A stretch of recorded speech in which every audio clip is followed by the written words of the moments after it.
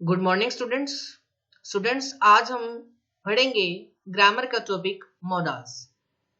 Models are verbs used to express the mood और attitude of the speaker. जो modals है वो एक तरह की वर्ब्स होती है, क्रियाएं होती है जो कि स्पीकर का यानी बोलने वाले के मूड को और एटीट्यूड को एक्सप्रेस करती है। They are also known as modal auxiliaries और मॉडल्स को मॉडल ऑक्सिलरीज के नाम से भी जाना जाता है। Look at the following sentences. Vasu can help us. May I stay for a few days? Tarun might help you if you ask. Could you lend me this book? You must finish this assignment today. The words can, may, might, could and must are modals. ये जो सभी के सभी जो can है, मे है, might है, could है, मस्ट, ये सारे के सारे क्या मॉडल्स हैं, ऑक्सिलरीज, मॉडल ऑक्सिलरीज है।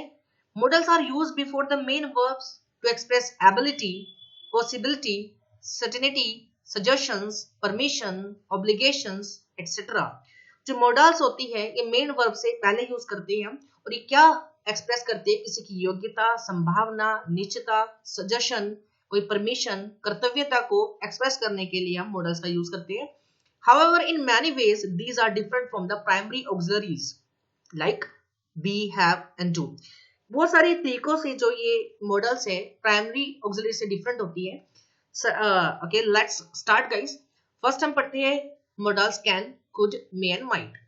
First one we have can. Can is used to express ability और पॉसिबिलिटी। जो कैन है वो किसी की योग्यता और संभावना, पॉसिबिलिटी को व्यक्त करने के लिए हम कैन का यूज करते हैं।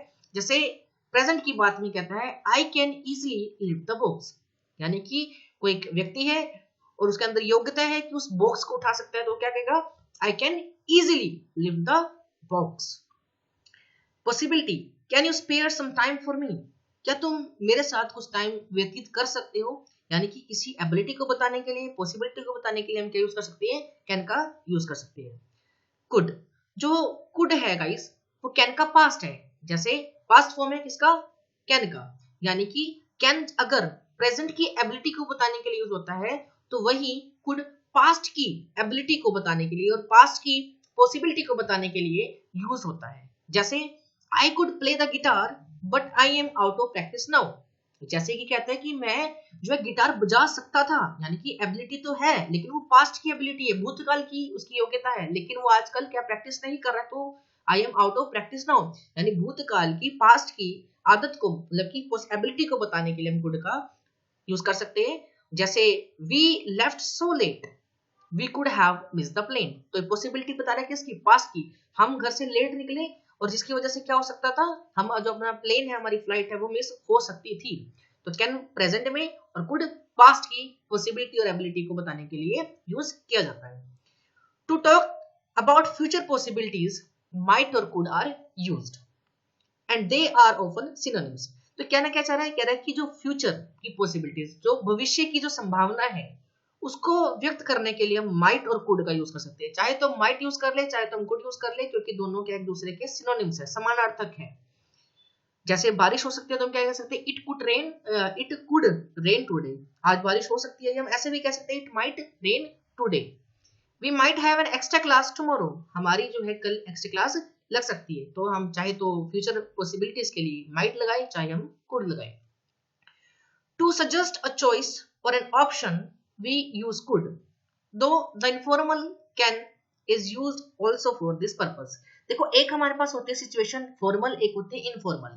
फॉर्मल सिचुएशन वो होती है जब हम बात करते हैं अपने टीचर से, प्रिंसिपल सर से, या फॉर्मली तरीके से हम बात करते हैं। और इनफॉर्मल जब हम अपने छोटे भाई से, फ्रेंड से बात करते हैं तो वो सिचुएशन इनफॉर्मल हो जाती है, अनौपचारिक हो जाती है। तो कहते हैं कि अगर हम किसी डॉक्टर से बात कर रहे हैं तो हमने फॉर्मल सिचुएशन में है तो I could become a doctor, तो यहाँ पर हम बात कर सकते हैं कि I could become a doctor. तो यहाँ पर बात कर रहा है कि जब हम किसी डॉक्टर से बात करते हैं या प्रिंसिपल सर से बात करते हैं तो वो सिचुएशन होती है फॉर्मल। तो हम अगर फॉर्मल चॉइस बताना चाह रहे हैं, यानी कि हम बताना चाह रहे हैं क्या, किसी एक चॉइस को बता रहे हैं, किसी हम ऑप्शन को बता रहे हैं, तो हम कुड यूज कर सकते हैं बड़ी easily.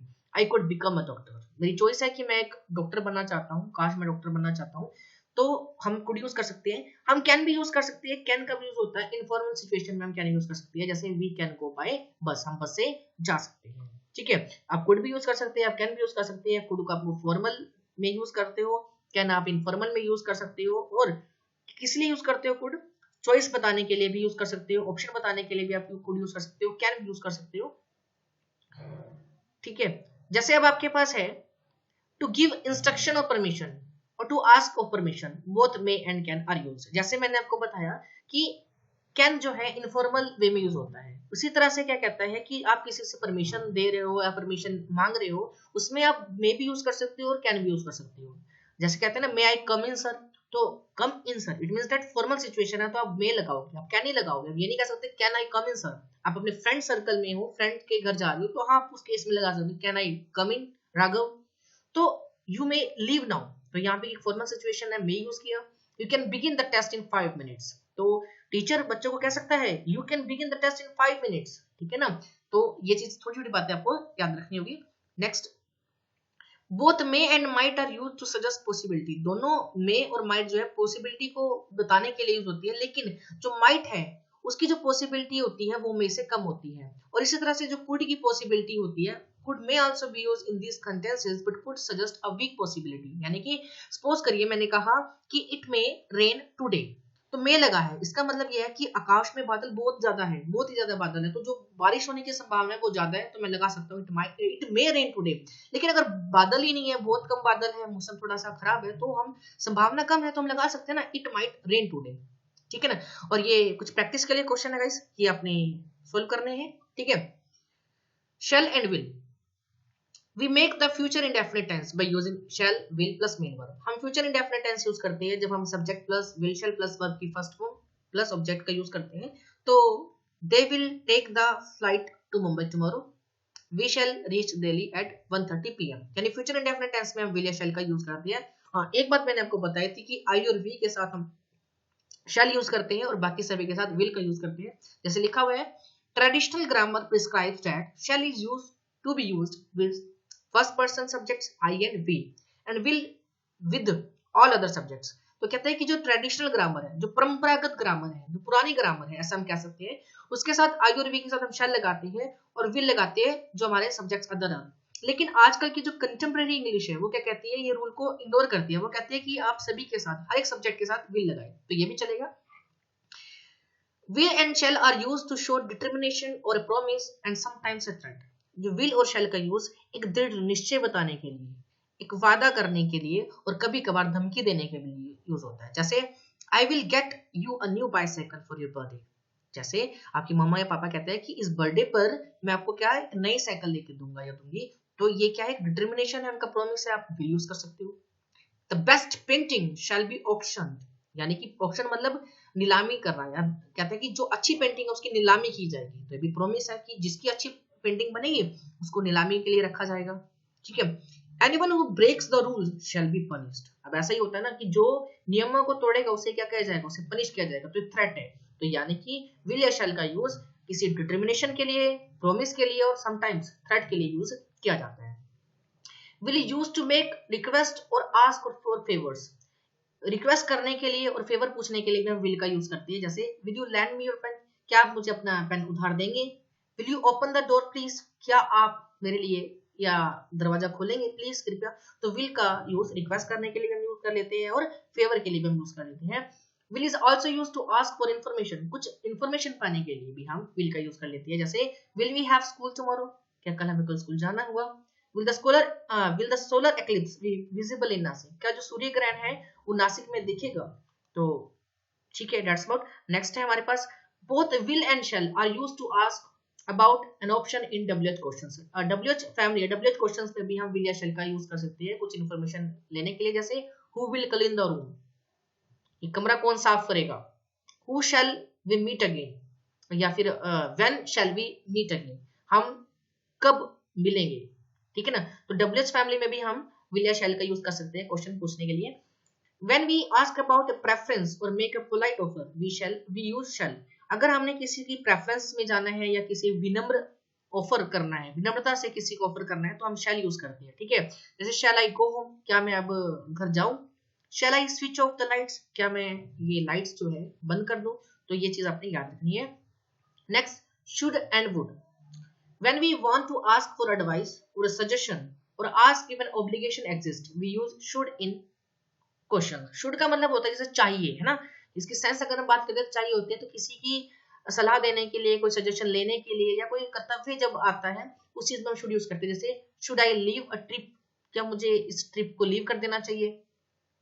Yes. Should I buy this pair of jeans, क्या मुझे जींस खरीद लेनी चाहिए?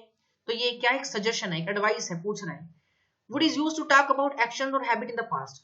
जो वुड है विल का पास्ट है, और शुड जो है शैल का पास्ट भी है। तो वुड जो है कि पास्ट की जो हैबिट होती है ना, भूतकाल की जो हैबिट होती है उसे दिखाने के लिए हम वुड का यूज कर लेते हैं। जैसे she would often read while eating, है ना, कहता है कि वो खाते खाते क्या करता था, पढ़ता था। पास्ट की हैबिट है, वुड यूज कर लो। The old gardener would chase us away when we went into his orchard to pluck mangoes. कहता है कि जो वो बूढ़ा गार्डनर है वो हमारे पीछे लग जाता था, कब? जब हम उसके ऑर्चर्ड में, है ना, क्या तोड़ते थे, मैंगोस तोड़ते थे, है ना। तो उसकी हैबिट है, उसकी वुड लगा दिया।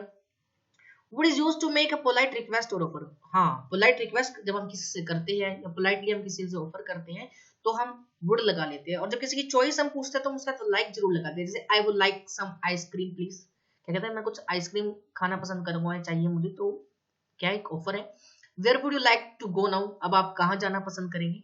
तो उसके लिए हम वुड लगा लेते हैं, लेकिन उस पोलाइट रिक्वेस्ट के लिए, ऑफर के लिए हम उसके साथ लाइक भी लगा लेते हैं। When we want to express a wish, would और could is used। जब हम किसी तरह की एक्सप्रेस करते हैं विश को, इच्छा को, तो हम could भी यूज कर सकते हैं और would भी यूज कर सकते हैं। I wish they would listen, मेरी इच्छा है काश वो सुनते। I wish I could come to your house, मेरी इच्छा की काश मैं तुम्हारे घर आ सकता। तो किसी तरह के विश को बताने के लिए, किसी तरह की एक्सप्रेशन, विश वाले एक्सप्रेशन है उसको बताने के लिए हम could और should यूज, could और would यूज कर सकते हैं। We यूज मस्ट और शुड टू एक्सप्रेस ऑब्लिगेशन। किसी ऑब्लिगेशंस के अंदर, कर्तव्य के अंदर, हम WH क्वेश्चंस के अंदर मस्ट भी यूज कर सकते हैं और शुड भी। देखो, व्हेन मस्ट वी रीच, हमें कब पहुंचना चाहिए। व्हाट शुड वी ब्रिंग, हमें क्या लेकर आना चाहिए। तो मैं आपको बता दूं, जो शुड है वो इतनी ज्यादा ऑब्लिगेशंस नहीं है जितनी मस्ट की। मस्ट का मतलब होता है कि कोई काम होगा ही होगा, ठीक है। जैसे मैं कहता हूँ कि तुम्हें पेपर जरूर देने चाहिए, तो यानी जरूर है, कंपल्शन है। अगर नहीं दोगे तो फेल हो जाओगे, है ना, नई क्लास में नहीं जाओगे।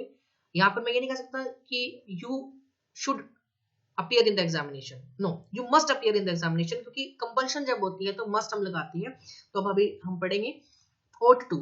ought to conveys that it would be the right thing to do with a greater sense of responsibility and as a moral duty. जब मतलब हम किसी मॉरल ड्यूटी की बात होती है कि एक ऐसी उस चीज की बात है जो की जानी चाहिए, तो हम ought to लगाते हैं। जैसे हमें बड़ों का सम्मान करना चाहिए, हमें अपने माता पिता का सम्मान करना चाहिए, ठीक है, हमें बिल जो है समय पर दे देना चाहिए, तो इस चीज में हम ought to लगाते हैं। जैसे you ought to look after your grandparents, तुम्हें अपने दादा दादी की जो है देखभाल करनी चाहिए, ought to लगाया। You ought to pay the taxes on time, जो टैक्सेस है उन्हें समय पर दे देना चाहिए, हमारी मॉरल ड्यूटीज है और वो क्या कहती है, ये राइट थिंग है करने का, तो इस चीज में हम ought to यूज करते हैं। ought to also suggest that it is the right thing to do, जैसे भी बताया कि right thing है, right time है करने का। Nowadays both should and ought to are used to convey the same idea। आजकल क्या करते हैं, ought to की जगह should भी यूज कर सकते हैं, ठीक है, जो सेम आइडियाज को बताती है, सेम विचार को बताते हैं। नेसेसिटी, कंपल्शन, अब जब जरूरत बहुत ज्यादा कंपल्शन हो, जो चीज होगी ही होगी, है ना, तो must, have to, have got to, had to, had got to, यानी आप इनमें से किसी का भी यूज कर सकते हो, ठीक है, जो बहुत ज्यादा जरूरी है, ठीक है। जैसे आजकल वैक्सीनेशन की दोनों डोज लगाना क्या है, बहुत जरूरी है, तो उसके लिए हम क्या यूज कर सकते हैं, मस्ट भी यूज कर सकते हैं, हैव टू भी यूज कर सकते हैं। We use have to and must to say that it is necessary to do something, sometimes we can use either of them। जैसे कि कहते हैं कि must भी यूज कर सकते हैं और have to यूज कर सकते हैं, synonyms है दोनों के, ठीक है, दोनों में से कोई भी एक यूज कर लो चलेगा। You must study sincerely if you want to score good marks, कहते हैं अगर मार्क्स अच्छे लेना चाहते हो एग्जाम में तो हमें क्या करना पड़ेगा, सिंसियरली स्टडी करनी ही पड़ेगी, कंपल्शन है, नेसेसिटी है। You have to study sincerely if you want to do well, same बात कह रहा है ये, बट हमने यहाँ मस्ट लगाया, यहाँ पर हैव लगाया, दोनों ठीक है।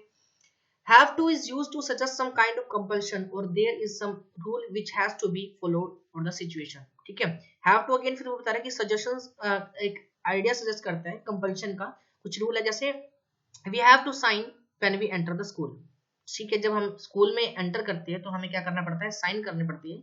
They have to write a test, उन्हें क्या लिखना पड़ता है, अगर स्कूल में आए हैं तो टेस्ट भी देना पड़ेगा। ठीक है। Must doesn't have a past tense form, must की कोई पास्ट टेंस फॉर्म नहीं होती, तो इसलिए हम इसको प्रेजेंट में यूज करते हैं। We can use must to talk about the present और द फ्यूचर। फ्यूचर और प्रेजेंट बताने के लिए हम मस्ट यूज कर देते हैं, जैसे we must attend the meeting now. Present की बात कर रहा है कि हमें जो है आज जो है मीटिंग अटेंड करनी ही करनी है। We must attend the meeting tomorrow, future की बात है तो वी मस्ट लग जाएगा, लेकिन पास्ट के लिए हम मस्ट यूज नहीं करते। But we can't use have to in all tenses. और इसी तरह से हैव टू जो होता है, हैव प्रेजेंट को बताते हैं, प्रेजेंट में ही हम हैव टू यूज कर सकते हैं, पास्ट में नहीं। I have to buy medicine from the medical shop, तो अब की बात करें कि मुझे मेडिकल शॉप से क्या करनी है, मेडिसिन परचेज करनी ही है, करनी ही पड़ेगी, हैव टू। अगर पास्ट की बात करना है, पास्ट के लिए हमें हैव का पास्ट लगाना पड़ेगा, had to. I had to buy medicine from the medical shop. तो ये छोटी छोटी बातें याद रखनी है। और कहते हैं कि अगर हम क्वेश्चंस पूछना चाह रहे हैं तो हैव टू के लिए हम क्या यूज करेंगे, डू डज या डिड से शुरुआत करेंगे। अगर प्रेजेंट का है वो तो डू, अगर पास्ट का है तो डिड से। Do you have to work till late every day, present की बात कर रहा है, एवरी डे लगाया तो हमने डू लगाया। Do you have to work till late every day. Did the students have to carry their ID cards, past की बात करें तो डिड लगाया। तो आई होप गाइस आपको ये मॉडल्स अच्छे से समझ आ गए, अच्छे से इनको रिवाइज कर लेना है, अच्छे से पढ़ लेना है और प्रैक्टिस कर लेनी है। Thank you, have a nice day, keep study, keep learning.